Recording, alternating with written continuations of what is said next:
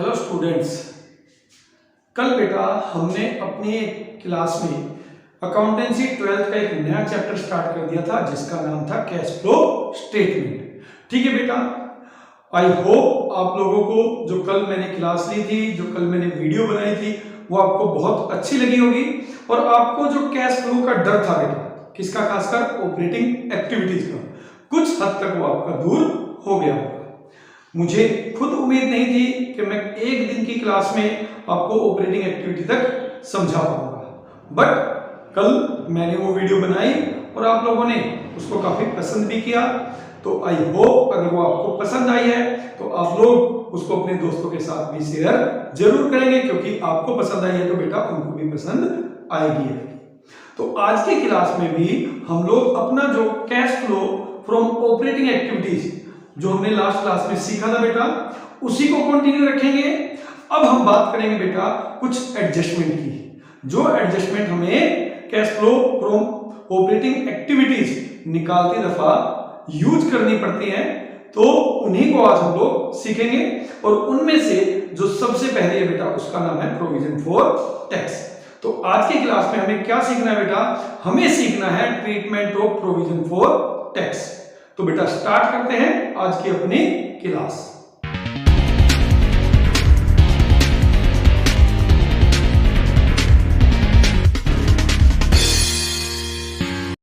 तो बेटा provision for tax में ये हमारा पहला केस है जिसमें आपको बैलेंस शीट में, ठीक है, प्रोविजन फॉर टैक्स का बैलेंस दे रखा होता है करंट ईयर का और प्रीवियस ईयर का, और बैलेंस शीट में कहां गिवन होगा ये मैंने आपको लास्ट क्लास में भी बताया था। फिर दोबारा से मैं आपको रिकॉल करा देता हूं बेटा, बैलेंस शीट की लायबिलिटी साइड में जाना है और लायबिलिटी साइड में बेटा करंट लायबिलिटीज में, करंट लायबिलिटी में हेडिंग होती है शॉर्ट टर्म प्रोविजन। ठीक है बेटा, या तो वहां पे बैलेंस दे रखा होगा, वहां नहीं दे रखा तो नोट टू अकाउंट बना के नीचे दे रखा होगा प्रीवियस ईयर का 10,000, करंट ईयर का 12,000। तो अब इसमें हमें क्या केस करना है, क्या ट्रीटमेंट करना है बेटा, जो 12,000 है यानी करंट ईयर का, उसको हमें ऑपरेटिंग एक्टिविटीज में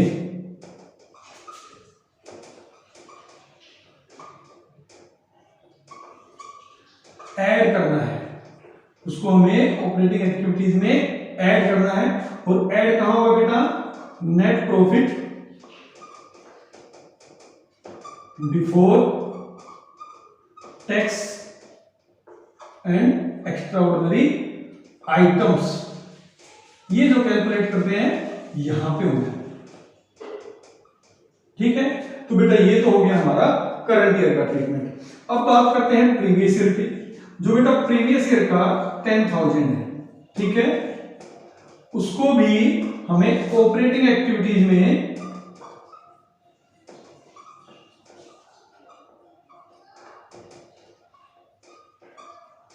लेस करना है।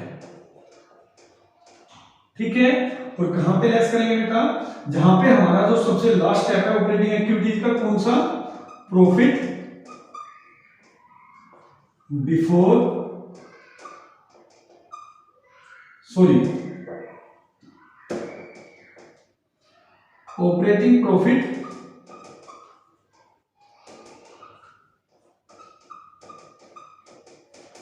Before tax. ठीक है, ये आ जाता है कब बेटा, एडजस्टमेंट ऑफ वर्किंग कैपिटल करने के बाद। तो इसमें से हमें ये लेस करना है बेटा, ठीक है, और हम लिखेंगे less tax paid during the year.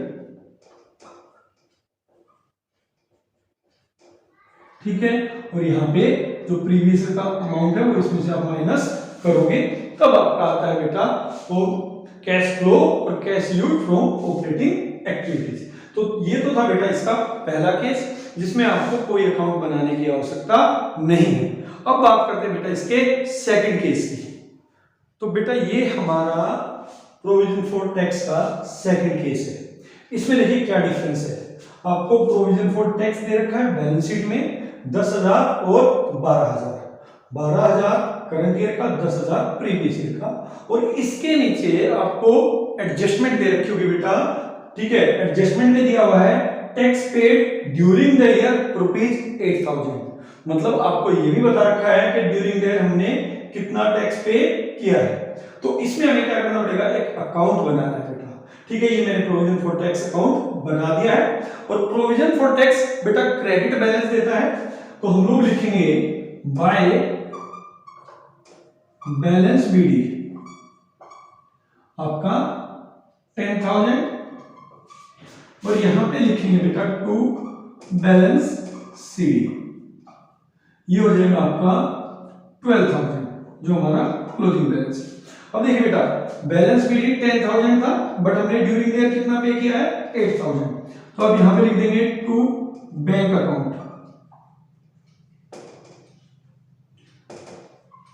8,000। ठीक है, टोटल हो जाएगा बेटा 20,000, और यहां पे आप लिखोगे by statement of profit and loss ₹10,000। ठीक है, ये आपका 20,000 से अकाउंट यहां पे बंद हो गया, दोनों अकाउंट दोनों तरफ हमने कर दिया। ये आ गया आपका बैलेंसिंग फिगर। ये है बेटा जो 10,000 रुपए इस साल हमने टैक्स के लिए प्रोविजन बनाया है।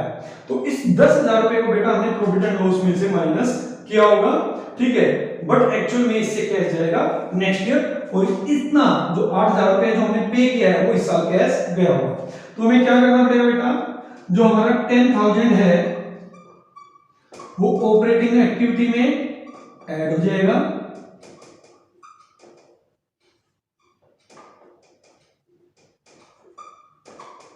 ठीक है।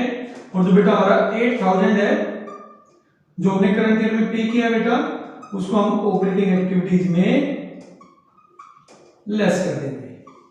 कहां पे करेंगे, सबसे लास्ट में।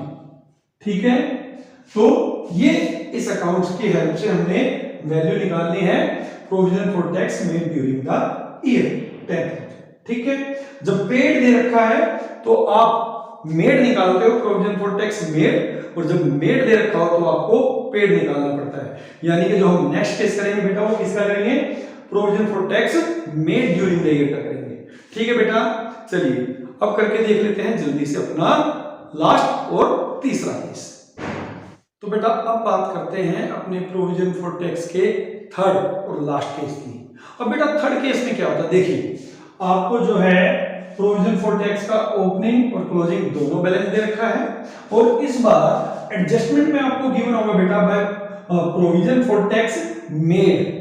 लास्ट वाले में क्या था बेटा, tax paid during the year था, और इस बार दे रखा है बेटा प्रोविजन फॉर टैक्स मेड। मतलब आपको ऑलरेडी ये पता है कि आपने इस साल कितना प्रोविजन बनाया है, तो इसके लिए भी हम एक अकाउंट बना के अपना बैलेंसिंग फिगर जल्दी से निकाल लेते हैं। देखिए सबसे पहले by balance BD that is 10,000। ठीक है बेटा, टू बैलेंस सीडी 12,000। अब यहां पे इस बार दे रखा है आपको already by statement of profit and loss, ये ऑलरेडी इस बार गिवन है बेटा दैट इज 15,000। ठीक है, तो यहां पे जब आप इस अकाउंट को बंद करेंगे, सॉरी ये हो जाएगा आपका 25,000। तो यहां पे जब आपको बेटा प्रोविजन फॉर टैक्स मेड दे रखा होता है ड्यूरिंग द ईयर, तो आपका निकलता है टैक्स पेड बैलेंसिंग फिगर। तो आप यहां पे निकाल देंगे टू बैंक अकाउंट। ठीक है, ये आपका बैलेंसिंग फिगर आ गया, किस चीज का, टैक्स पेड का आ गया। तो यहां पे देखिए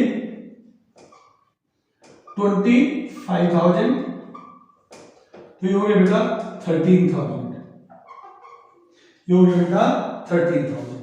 तो यहां पे बैलेंसिंग फिगर निकलेगा बेटा टू बैंक अकाउंट, और जब आपको पेड दे रखा है तो आपका निकलता है स्टेटमेंट ऑफ प्रॉफिट यानी provision for tax made. Clear है, तो अब ट्रीटमेंट इनका वही होता है बेटा, जो 15,000 है उसको ऑपरेटिंग एक्टिविटीज में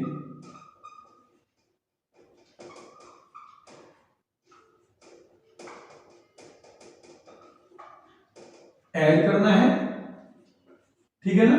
पता है ना ऑपरेटिंग एक्टिविटीज में net profit before tax and extraordinary item calculate करने के टाइम पर।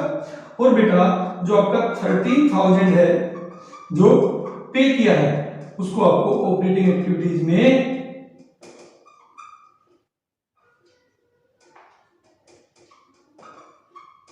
लेस करना है, ठीक है। सबसे लास्ट में net operating profit before tax, उसमें से आप इसको माइनस करेंगे तो आपका आंसर आ जाएगा cash flow from operating activities या फिर cash used in the operating activities, ठीक है बेटा। तो ये जो सारा था ये किसके बारे में था बेटा, ये सारा था आपका treatment of provision for tax.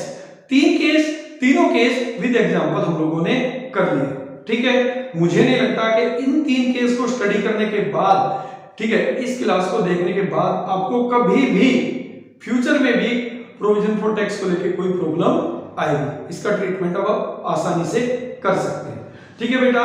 तो आज की क्लास में केवल इतना ही, अब मिलेंगे अपनी नेक्स्ट क्लास में। तब तक के लिए बेटा टेक केयर, गुड नाइट।